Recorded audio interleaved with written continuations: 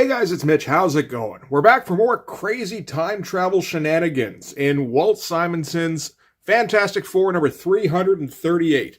So just before we get into it, if you enjoy the channel, if you feel like you might want to help out a little bit, what you can do is in the description there's a link to my Patreon, and if you subscribe there, that'll give you access to everything I do, from the Blood Force stuff to the YouTube videos before they get uploaded to YouTube, as well as some Patreon exclusive content.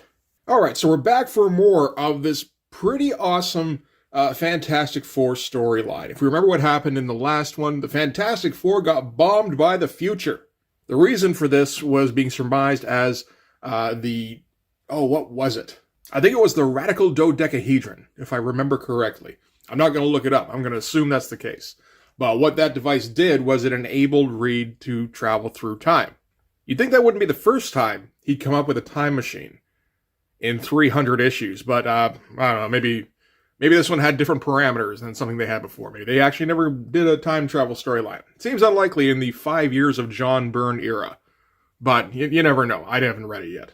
So in response, Reed did what he always does in these kind of life-threatening situations. He did some research.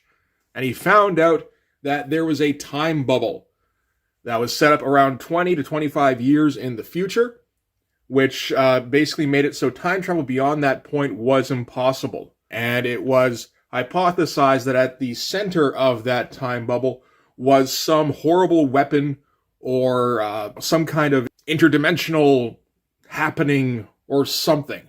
Like a rogue celestial was hypothesized. Basically, something horrible was going to happen because of this time bubble. So they were going to have to go to the center of the time bubble and try to put a stop to it.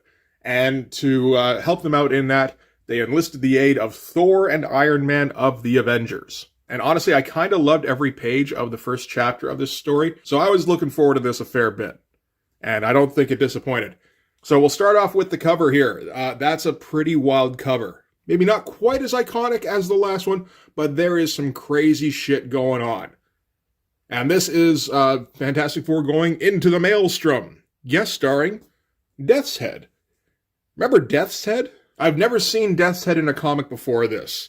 I had a card for him from Marvel Series 2 that was drawn by Art Adams. That looked pretty sick. That was about it. But the cover's a good preview for what we're going to get in the comic itself. We're going to get our typical Walt Simonson geometric shapes and some crazy dynamicism and visuals. So let's get into that shit. So we're going to kick things off with the FF, Thor, and Iron Man on the time sled trying to break through the time bubble in order to get to the heart of the current crisis. And we get this usual treatment that Walt Simonson is doing every time there's some sort of weird time displacement stuff going on. It certainly doesn't take away from it. The doubling of the inks is a little headache-inducing, but it's a cool shot. Like, you know, you tilt it so it's like maybe it's a Dutch angle, maybe they're actually flying in at that angle, who even knows. But nice big old splash page to start things off with. Walt knows what he's doing. And Acclaim needs you to become the Ultimate Warrior in the Ultimate War. You can't claim Fabio as the Ultimate Warrior without some Ultimate Warrior face paint. If they'd put that shit on him, that would have been one hell of an ad.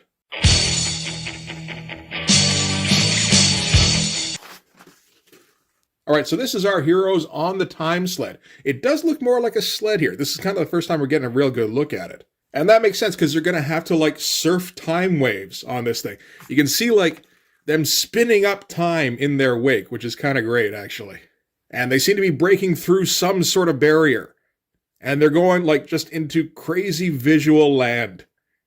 This, of course, is written and drawn, so penciled and inked by Walt Simonson. And it looks as though some Kangs are going to be involved in this particular issue. This is during the time when it's the Council of Cross-Time Kangs is going on. But you get all this great stuff, like just these huge streaks of black here. And like just all this stuff, I assume this is just with a paintbrush, just dab, dab, dab. And these like kind of gorgeous swirls here. And it's just, yeah, this is crazy dimensional rift stuff. Like how do you put that down? Walt knows how. But like there is a whole bunch of ink on these pages. Just because of all this extra texture stuff. And I see him like dotting white media on here. Like he's kind of going creative genius on this shit. And there's another party that are interested in the FF breaking through the time bubble. I think this is in the last episode. There was a woman who kept appearing in the dreams, first of Mr. Fantastic, didn't work out because he's super faithful to Sue. Then in Johnny Storm's dreams.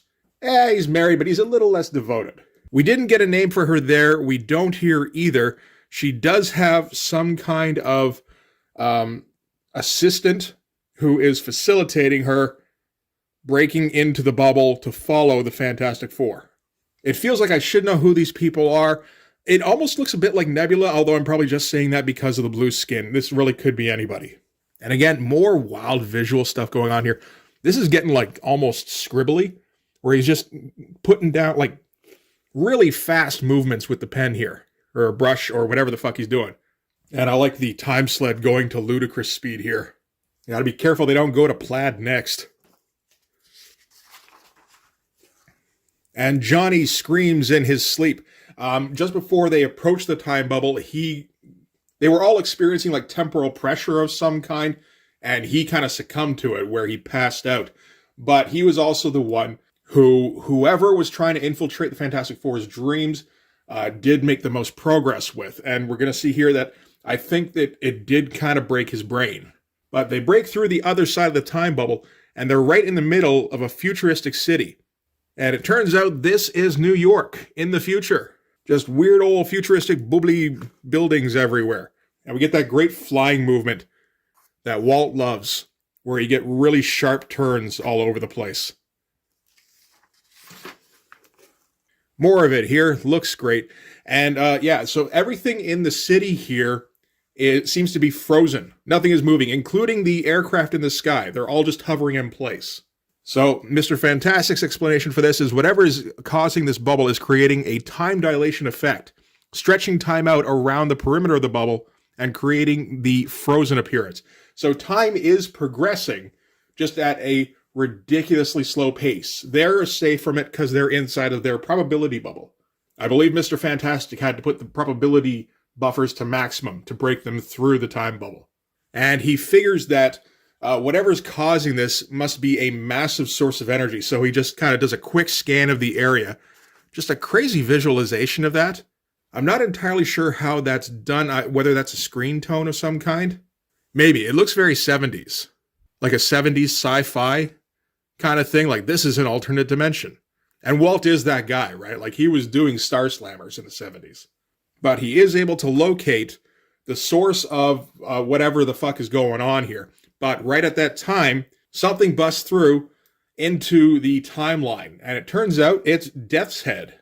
With a great intro shot here with the low angle, coming in at a Dutch angle. Got the gun just like coming right at, well, not at you exactly, but like at the Fantastic Four anyway. And he got a big old splam. It's not the same guy doing the letters as last time. This is actually Todd Klein. I think Walt usually gets John Workman to do his lettering. This is very similar descriptions, though, like the kinds of sound effects.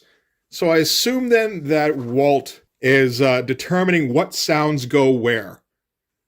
Because splam, I don't see Todd Klein coming up with that himself, maybe.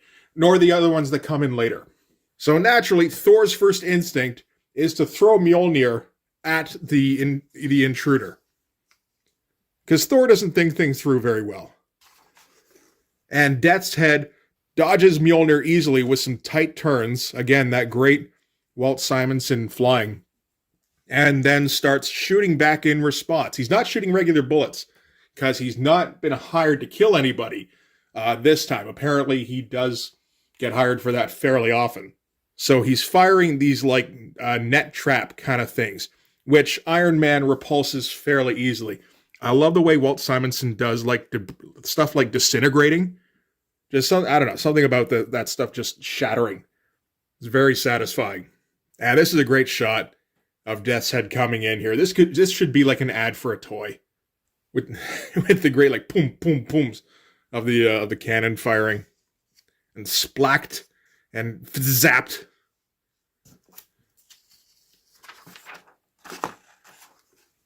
At that point, Ben recognizes him because he has run into the FF before. So Reed stops so that they can have a quick conversation. So that's all the action we're going to get for that particular conflict. Is that one page. It's a pretty good page for it, though. So Death's Head explains that he's been sent from the year 8162, that's where he's from apparently, by the TVA, the Time Variance Authority, to investigate the nature of the time bubble. This is the visualization of the Time Variance Authority here, and it's fucking fantastic. This is the first time Reed's hearing about the TVA, but I think they have popped up in Marvel before, I believe in Thor. They're probably a Walt Simonson creation, but I'm not for sure on that. So Death's Head popped into this particular anomaly, saw that everybody was frozen except the Fantastic Four, so naturally they require some more investigation.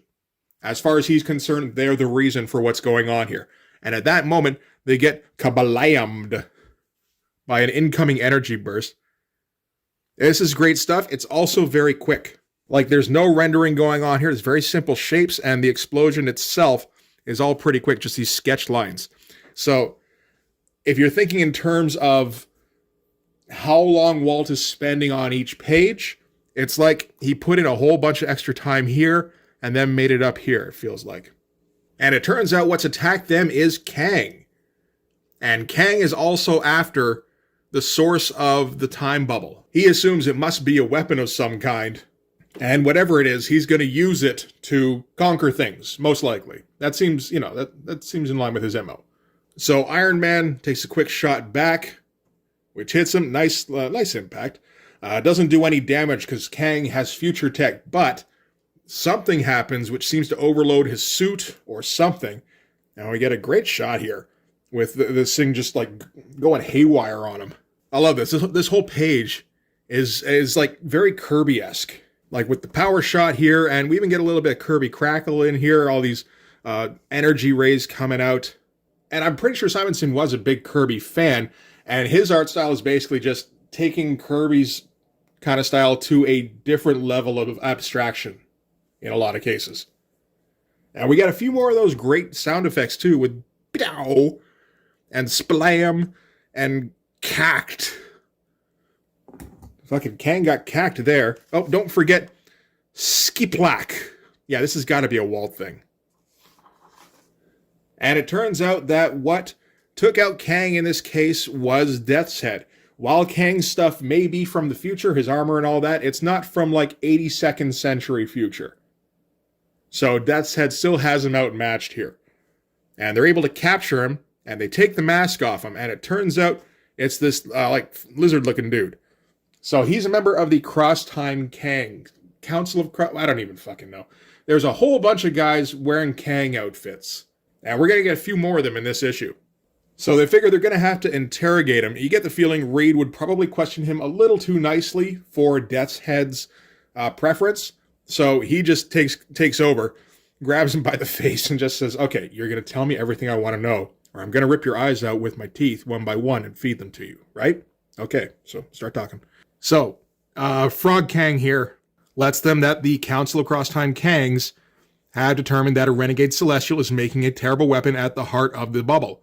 They don't know what it is, but it's supposed to give its master power over the entire universe. They tried to enter the bubble, but were trapped in its perimeter until they were able to slipstream in behind the Fantastic Four. So that's a neat little detail where they couldn't make any progress until they got caught in the Fantastic Four's wake on their time sled. They mistook the Fantastic Four for the Avengers because of Thor and Iron Man. And that's all this particular Kang knows. So Death's Head still isn't being paid to kill anybody. He's not going to do it here. What he's going to do is he's going to destroy this Kang's outfit, his suit, his armor, so that he has no protection against the effects of the time bubble. So he's going to be frozen in place. And Johnny pipes up here. This is kind of the first we're hearing from Johnny in a while. And he's like, we should just kill that fucking guy. And Reed's like, I beg your pardon?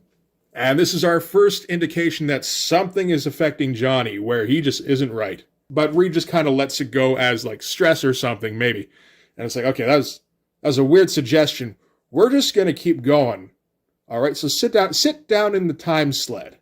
So now they're going to try teleporting closer to the source of the power, because Thor does have some teleportation powers with Mjolnir. I'm not sure exactly what the parameters of them are and why he couldn't just use them off the bat. Maybe he just had no idea where to go. That would make some sense. Just like, we need you to find a fucking space anomaly. He's like, what? Where is it? We don't know. It's like, okay, so maybe they need to be in some kind of proximity to it. That would make some sense.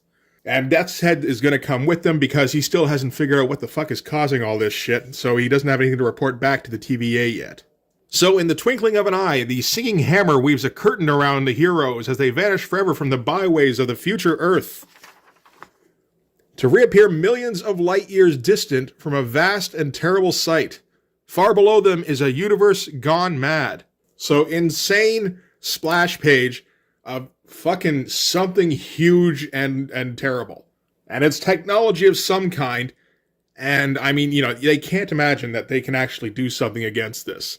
I do love this kind of stuff. We keep getting this, where Walt is just going to come up with some crazy fucking visuals.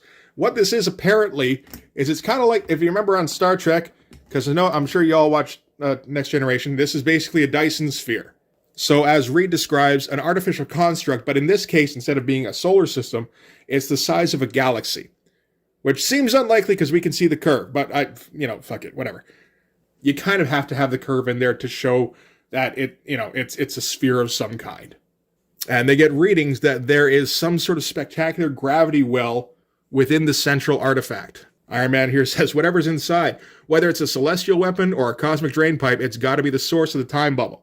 So they got to go fly it in. Like, this is the thing. Like, if it is the size of a galaxy, and we can see that much of it, then they should still be light years away from it. This looks like it's more the size of a moon, like maybe even a city. But, whatever. It's massive, and so they fly through the gaps here. The biggest concern is whether or not they're going to be able to escape the gravity pull. But Reed figures they're probably okay. Says their Heisenberg neutralizers are at full power and still showing nearly 98% redundancy. So that sounds like it's probably a good thing. So they go right on in. And take some more hits from something. I do like the way Walt Simonson draws explosions. It's simplistic, but it works fairly well. And it works with his style. Everything Walt does works perfectly with his style. So what's going on is they're being attacked by more Kangs. They're basically shooting an endless supply of missiles at them. So what he does is he shifts out of sync with real space to phased probability and basically makes them intangible, so all the missiles just fly right through them. So the Kangs swoop in. They're going to have to try a different tactic. Iron Man and Thor reply. Iron Man's tendency is to just keep shooting first, even though he's wielding 20th century technology against 30th century foes. It's not going to do much of anything. But we get here from the Thor thought bubble. That's not really supposed to do anything. Because, even Thor knows that this isn't going to do shit. So this is obviously a diversion. So, Thor throws his hammer, kind of in tandem. And Death's Head also shoots at the same time. So Death's Head weapon disrupts the shield that's around Kang. And then the hammer comes in and lays him out here. Again, great shots. This does look very Kirby-ish here. And the impact here, that just looks painful. That's some excellent stuff. And again, very simplistic in all the stuff that's not really visual. So impact lines and the path of Mjolnir here. It's done very quickly, which lends an energy to it. So Mr. Fantastic hauls him in. It's nice to see him get to use his powers every once in a while. We actually haven't seen the Fantastic Four do much in this, apart from Reed talking science shit at everybody. It's cool because it doesn't have to be the Fantastic Four specifically in the situation. This could just be a cool sci-fi story in just about any comic, up till this point anyway. So Reed reels in that Kang. The other Kang identifies Death's Head as the strongest opponent, so eliminates him first. Shoots him with his eye beams. Again, Kirby-esque kind of shot. I love this thing. Hits him in his sky cycle thing, right in the probability generator. That's bad news. which causes Death's Head to phase out of existence. So basically, he's returning to his time. He wasn't successful in his job working for the TVA. And this particular team-up is over. That's a nice way to just kind of compartmentalize a team-up. So he blinks out. Human Torch is awake and is like just kind of homicidal and shoots the guy full blast. And that's what full blast looks like. That's some pretty awesome stuff. And we see what happened. And yeah, he's just like a floating husk. And he still has this need for murder. So like this other Kang is like, oh shit, I better bolt. Jumps off the time sled and flies into the core of the machine. And Johnny is just, yeah, he's losing his mind trying to kill this guy. And he goes flying after him. And now the Fantastic Four have to follow him because if he flies outside of the probability envelope, he will just die. So they follow the Human Torch into the core. Turns out at the core is a gigantic black hole the size of a star. Great looking shot, nice and ominous. Again, a little bit of Kirby crackle. So this is the weapon that everybody has been detecting. Reed at this point says, like, the Kangs, they had no idea what this was. They would have had no chance of controlling it. It's too late for this Kang to do anything. He's well beyond the point where he can fight against the pull of the gravity. He's got, you got to assume he's got some kind of Heisenberg something or other that would have withstood the pull up to a point. He's past that point. Passes through the event horizon. He is just dead. And, Johnny Storm goes flying after him. And as the EFF have to try and catch up to him before he reaches the event horizon, they do note that with all these mechanisms, this black hole must have been created and then maintained artificially. And at this point, Johnny is just screaming and losing his mind. Sue doesn't see exactly what it is just yet, until the last panel of the page, when it turns out it's Galactus, who is an immense size, and this thing that he's built is designed to devour the entire universe. And at this point, they don't have enough power to counterbalance the gravity well, and the black hole is pulling them in. And our little caption box here, we don't know what to say. We're not even sure if we're going to be publishing a next issue. It may be 22 all-black pages. And that's it for Fantastic Four, number 338. So yeah, that's part 2 done of this crazy time epic. I love this thing so far. I love how it's moving. Like, it does move along fairly briskly. But you don't feel like nothing is happening. It does feel like they're constantly making realizations, calculations. There are the odd conflicts that pop up that they have to deal with. There's always another twist in the story to make sure that it doesn't just turn into a slog or just zip by. This is excellent stuff. I'll be honest, I'd never really read any Fantastic Four before this. Like the odd issue from the end of this run. That's it. And on the one hand, I'd heard of, the great Walt Simonson run and the great John Byrne run. And then on the other hand, I thought, yeah, but it's the Fantastic Four. Like, the Fantastic Four are lame. Everybody knows that they're lame. But I did always have in the back of my head issues 352 and 353, which were, towards the end of this run, which were the ones I had, and are really kind of the end of this storyline. That is one thing about the Simonson run, is that it's all pretty much one story. Like, there's an initial story where they're battling a bunch of B-tier villains, which does seem like fun, and I would like to check that out at some point. But then the rest of it is like just insane time adventures, which I love. And yeah, I'm really enjoying this shit. And Walt knows how to make it fun.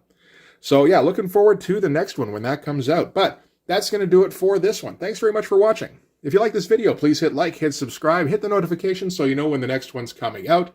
Go over and subscribe on my Patreon. That'll give you access to everything I do, from the Blood Force stuff, the pages in the finished comics, to the YouTube videos before they get uploaded to YouTube, as well as some Patreon exclusive content. You can also follow me on Instagram and DM me there for commissions. I don't think the last Fantastic Four video I put up got a ton of views. I don't give a shit. We're following this storyline through to the end. So, yeah, hope you stick with me on that one. But yeah, that's going to do it for this one. Thanks again for watching. I'll see you guys in the next one. Bye-bye.